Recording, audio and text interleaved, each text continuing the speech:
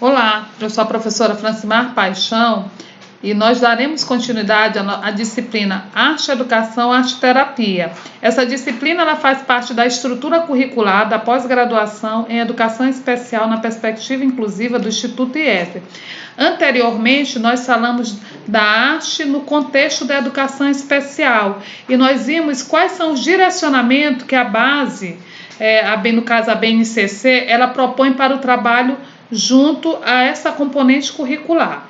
Agora nós vamos ver a arte com viés para a terapia. Então, para isso, inicialmente nós trataremos sobre a relação da arte com a educação especial, bem como quais são as áreas, que se articulam para que possa ser proporcionado o desenvolvimento da arte com esse viés terapêutico, que vai culminar com o surgimento da arte-terapia.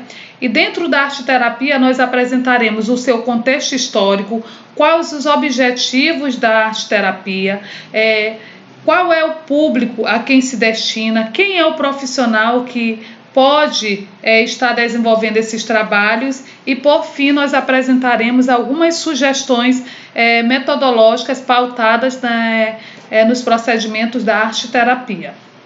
Então, inicialmente, nós vamos apresentar a relação da arte e educação especial. Para isso, Costa nos diz que, a partir de vários estudos, ficou evidenciada a importância de trabalhar a arte visual junto às crianças com deficiência, no sentido de promover a motivação e a criatividade, contribuindo para a construção de sujeitos mais sensíveis, prontos para descobrir suas habilidades e talentos. Então, a partir desse olhar de Costa, nós podemos perceber que um dos elementos da arte, no caso, uma das linguagens, que é a arte visual, ela foi utilizada como uma ferramenta para possibilitar o desenvolvimento de uma motivação e da criatividade dos indivíduos com deficiência, permitindo eles se descobrirem e identificarem, no caso, quais as habilidades e quais os talentos que podiam e que podem, na verdade, estar possibilitando uma melhor qualidade de vida. Ainda sobre a relação da arte e educação especial, nós trazemos o olhar de Silveira, que Silveira ele vem dizer que, no caso, quais são os benefícios do trabalho com a arte junto ao público atendido pela educação especial. Afirma que, ao se dedicar a uma atividade criadora, artística, a pessoa melhora a autoestima, baixa seu nível de angústia, de estresse e de ansiedade, possibilitando lidar de forma mais saudável e equilibrada com as dificuldades que se deparam no dia a dia. Então, a partir desse olhar, nós podemos perceber que vários são os benefícios do trabalho com a arte junto à educação especial. Lembrando que esses benefícios, eles não vão se restringir ou não estão engessados ou direcionado somente para o público da educação especial, mas que pode ser trabalhado com qualquer público. Mas dentro da educação especial, ela merece destaque, uma vez que pode possibilitar justamente uma melhor qualidade de vida para essas pessoas com limitações ou fragilidades. E aí nós temos algumas áreas que vão se articular entre si, e que, a partir dessa articulação, nós vamos ter conteúdos específicos que vão possibilitar a utilização deste olhar da arte para que essa pessoa ela venha se desenvolver dentro do mundo que a cerca. Então, nós temos a área da arte, nós temos a área da psicologia e da educação. Então, a arte ela vai envolver não só temáticas específicas da sua área, mas ela vai dialogar com outras áreas de conhecimento que vão justamente favorecer que esse indivíduo ele possa, na verdade, estar interagindo consigo mesmo e com o mundo que o cerca de uma forma mais qualitativa. E aí agora nós apresentaremos o contexto histórico da arte-terapia. Então, quando se fala de arte né, voltada para esse viés da terapia, nós temos que nos situar no tempo e no espaço acerca de como surgiu esta área de conhecimento que vem favorecer uma melhor qualidade de vida para todo e qualquer indivíduo. Então, inicialmente, nós vamos trazer aqui alguns recortes históricos que vão poder nos posicionar acerca do surgimento da arte-terapia. Então, a arte-terapia ela vem surgir em termos mundiais por volta do século XIX, com os trabalhos de John Christian, que ele criou alguns protocolos terapêuticos pautados justamente em desenhos para que as pessoas pudessem ter uma qualidade de vida melhor. Nós temos também, posteriormente, Jung, que são utilizados, na verdade, atividades aplicadas dentro da psicopatologia, né, que são as atividades integradoras da personalidade. Então, esses trabalhos também voltados com esse viés terapêutico, eles também, hoje, Jung, ele é um dos representantes que fundamentam, na verdade, a arte-terapia. Já aqui no Brasil, nós temos, no início do século XX, os trabalhos de Ulisses Pernambucano, que ele escreveu uma monografia, né, intitulada Manifestações Artísticas dos Alienados. Então, nessa produção, ele voltou seus estudos e suas pesquisas para ampliação de trabalhos voltados para a arte-terapia. Aí, posteriormente, nós temos Osório César, que publicou em 1929 o livro A Expressão Artística nos Alienados. Mas o nosso marco aqui, o nosso ícone, quando se fala de arte-terapia, é a Nise da Silveira. Nise da Silveira, ela desenvolveu seu trabalho no Hospital Engenho de Dentro, no Rio de Janeiro. Então, ela é psiquiátrica, e ela desenvolveu todos os seus trabalhos voltados para as possibilidades de reinserção desse público atendido dentro dos manicômios naquela época. Então, era a única mulher dentre muitos homens e foi, na verdade, ela a primeira médica psiquiátrica que se formou aqui no Brasil e que vem quebrar com todos os paradigmas de atendimento das pessoas com fragilidades na área da saúde mental. Então, ela no caso, Nise da Silveira, ela era contra todos os procedimentos que viesse de uma forma maltratar essas pessoas, no sentido de choque elétrico, a questão mesmo do trato com essas pessoas. Então, ela defendia que essas pessoas elas precisavam ser respeitadas e que, no caso, o médico psiquiatra, ele que precisaria ter paciência com essas pessoas. Então, o paciente não era as pessoas que estavam com doenças mentais, mas, no caso, o paciente ali deveria ser o médico. E essas pessoas, ela chamou de clientes, porque ela dizia que essas pessoas tinham que ser tratadas da melhor forma possível para que elas pudessem buscar-se interiormente resposta para aquelas situações que elas se encontravam. E uma das alternativas foi o trabalho dentro da arte-terapia, a partir de pintura, da modelagem, da escultura. Então, ela é, digamos, o nosso ícone acerca do desenvolvimento dos trabalhos pautados na arte-terapia no Brasil. E aí, esses trabalhos, eles vão culminar com 3 elementos: a terapia, as percepções sensoriais e esse equilíbrio mental. Então, a partir do momento que esse indivíduo ele é submetido a um determinado acompanhamento terapêutico, ele vai conseguir sensoriar, ele vai conseguir se perceber através de suas diversas percepções, quer seja principalmente a manual, né?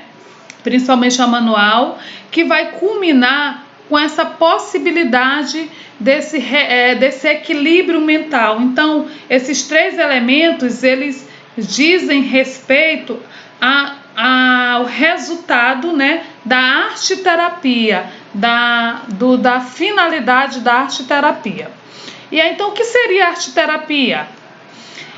Segundo o Sr. Ney, arte-terapia é um termo que designa a utilização de recursos artísticos em contextos terapêuticos, ou seja, nós fazermos uso de elementos, né, que concernem a arte para mediar situações terapêuticas. Então, isso seria arte-terapia. E aí, ainda nós temos acerca da arte-terapia, que é uma disciplina híbrida, baseada principalmente nas áreas das artes e das psicologias. Por quê? Híbrida no sentido de que essas 2 áreas, né, a arte e a psicologia, elas vão dialogar entre si para que haja um direcionamento significativo nas propostas da arte-terapia. Então, nós precisamos ficar atento, né? Quem é que pode e onde é que pode, aliás, quem pode,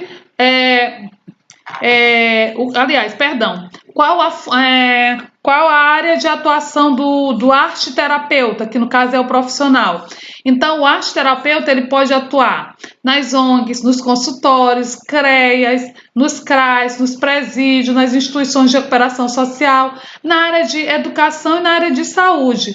Mas nós temos que levar em conta que para ele poder atuar nesses espaços, ele precisa passar por um processo formativo. E esse processo formativo concerne uma pós-graduação. Então, qualquer profissional graduado, ele pode fazer uma pós-graduação em arte-terapia e aí ele vai estar habilitado para atuar. Então, a partir do momento que ele se submete a esse processo formativo de uma especialização, ele é considerado um arte-terapeuta. E a arte-terapia, no caso, é importante nós salientarmos que ela vai basear-se na crença de que o processo criativo envolvido na atividade artística é terapêutico, enriquecedor de qualidade da vida das pessoas. Ou seja, a arte-terapia, ela tem como, na sua essência, o seu principal elemento é a possibilidade desse indivíduo, ele, a partir da interação com elementos, no caso da arte, ele poder otimizar a sua vida, né? E aí, no caso, nos lembra ainda que uma obra de arte consegue, por si só, transmitir sentimento. Então, no caso, a arte-terapia, ela é um instrumento que ela que vai ter como palavras, no caso, não a escrita, o registro, mas ela vai ter como, no caso, resultados, digamos assim, elementos palpáveis, ou seja, o indivíduo ele vai utilizar-se de várias linguagens para ele externalizar o que ele está sentindo. Então, ora vai ser através da pintura, ora vai ser através da modelagem, ora vai ser através de uma colagem. Então, o indivíduo ele vai ter várias linguagens para ele externalizar o que ele está sentindo. Então, por isso que diz que uma obra de arte ela vai transmitir sentimentos, e sentimentos do que está passando ou do que passou aquele indivíduo.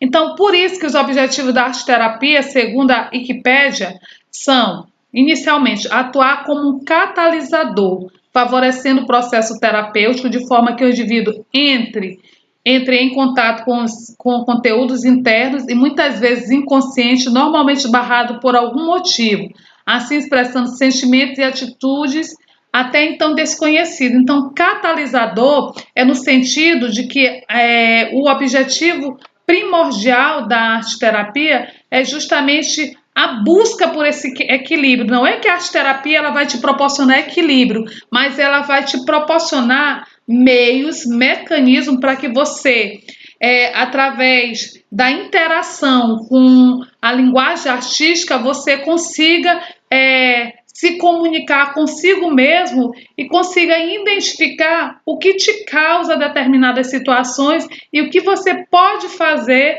para otimizar, né, aquela situação de dessabor, de conflito. Então, assim, a arte-terapia, por isso que ela é tida como catalisador. E quais são as possibilidades de trabalho com arte-terapia? Então, assim, qual é o público que o arte-terapeuta ele vai atender? Ele vai atender crianças com dificuldade de aprendizagem, classes comuns e ou convencionais em objetivos específicos, adolescentes, adultos, idosos, pessoas com deficiências, com síndrome e com transtornos, que no caso é o público-alvo da educação especial. Então, nós podemos perceber que não existe um público específico para este atendimento, mas que ele vai atender todo e qualquer tipo de pessoa. Para isso, basta que a pessoa ela sinta a necessidade de estar realizando essas atividades, ou que, caso ela não consiga identificar essa necessidade, mas que ela seja estimulada a receber esse atendimento para que ela possa se encontrar, digamos assim. Então, a arte-terapia como terapia na educação inclusiva. Então, a arte-terapia, no caso, ela vem culminar justamente como um elemento facilitador, né, no atendimento das pessoas aliás, com as pessoas que estão dentro da categoria da educação inclusiva. Então, nós temos a escola inclusiva, segundo as diretrizes curriculares nacionais da educação especial. Elas implicam uma postura da escola comum, que propõe projeto político-pedagógico no currículo, a metodologia de ensino, na avaliação e na atitude dos educadores, ações que favoreçam a inclusão social e sua opção por práticas heterogêneas, ou seja, a escola inclusiva ela vai ter que buscar uma flexibilização para poder viabilizar esse atendimento dessas pessoas com algum tipo de necessidade específica, né, especializada, que precisam ter esse atendimento. E para isso, nós temos alguns direcionamentos dos conteúdos em arte, segundo Montoir, que podem estar facilitando esse atendimento dessas pessoas. Então, para isso, ele nos sugere que o atendimento ele possa ser adotado a partir do ensino coletivo, o ensino em grupos pequenos, o ensino individual, apoio e orientações dos colegas, propor atividades independentes, grupos de aprendizagem, pode variar os métodos de ensino dirigido por professor ou por aluno, pode proporcionar uma motivação e reforço verbal e não verbal positivo. Então, esse direcionamento é de como nós podemos trabalhar os conteúdos em arte para que possam estar potencializando, né, a qualidade de vida deste indivíduo no que concerne as atividades voltadas para a arte-terapia. E aí, dentre essas atividades, nós temos algumas sugestões de experiências vivenciadas em sala de aula que elas vão contribuir, né, para, no caso, segundo Carvalho, para o reconhecimento e integração com os colegas na elaboração de cenas e na improvisação teatral, reconhecimento e exploração do espaço de encenação com outros participantes do jogo teatral, compreensão dos significados expressivos corporais, textuais e visuais, sonoros da criação teatral, experimentação e articulação entre a expressão corporal, plástica e sonora, experimentação da improvisação a partir do estabelecimento de regras para jogos, dentre outras. Então, nós percebemos que a partir dessas e de outras experiências e ou vivências, as pessoas elas vão, na verdade, buscar esse reconhecimento, essa interação, essa integração e esse processo de socialização, na busca justamente delas se encontrarem, né? Delas se compreenderem. Então, a partir desse processo interativo, interrelacional, elas vão estar facilitando para a sua existência em termos de qualidade e equilíbrio mental. Aí nós temos agora Algumas sugestões metodológicas que são pautadas nas oficinas criativas que utilizam a arte-terapia segundo a Alessandrini. Então, nós temos a exploração de cores, gestos e a dança, a pintura e a textura, modelagem, recorte e colagem, exploração das sensações. Então, essas são algumas das possibilidades de trabalhos que a Alessandrina ela ampliou, né, os seus estudos acerca do que ela chama de oficinas criativas. Então, a partir da realização desses trabalhos, nós podemos estar contemplando a arte-terapia. Então, nós vamos ver de uma forma mais ilustrativa alguma dessas sugestões. Aí, no caso aqui, nós temos a exploração de cores, gestos e danças, textura, no caso, a partir de pinturas e texturas, né, que é a manipulação, sensoriamento. Nós temos a modelagem, que pode também ser feita com argila. Nós temos recorte e colagem. Nós temos ainda a exploração, faltou um L bem aqui, a exploração das sensações. Então, essas são algumas das sugestões de atividades que podem estar potencializando, né, esse entendimento da pessoa consigo mesma, que podem estar favorecendo esse equilíbrio, essa busca pelo entendimento e pela otimização da sua qualidade de vida. Então, nós findamos com essa frase: os espelhos são usados para ver o rosto, a arte para ver a alma.